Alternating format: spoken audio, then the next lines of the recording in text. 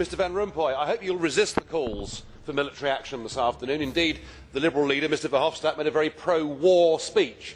I hope you will resist that on the grounds that there is no legitimacy or consent for the European Union to take military action, and that experience shows that if you go into military action, that may be easy, but getting out of it can be rather more difficult, and getting involved in Libya could indeed be a Vietnam-type experience. So please resist it.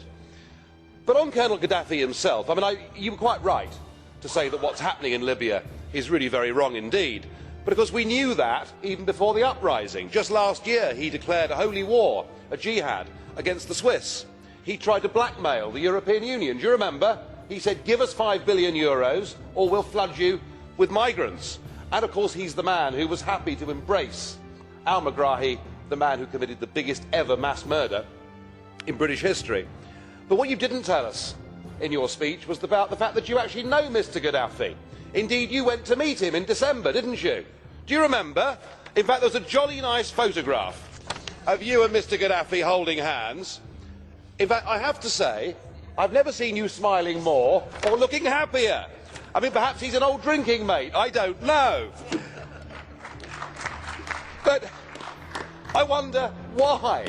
Why would you want to be photographed with Mr Gaddafi?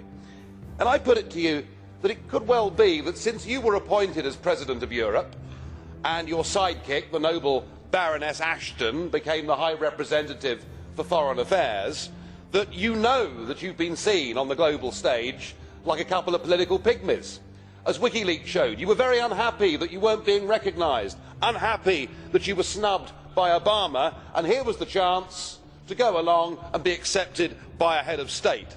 I don't think that you there parading with dictators was a very good or a sensible thing to do. Indeed, not just you, the British Labour government made similar mistakes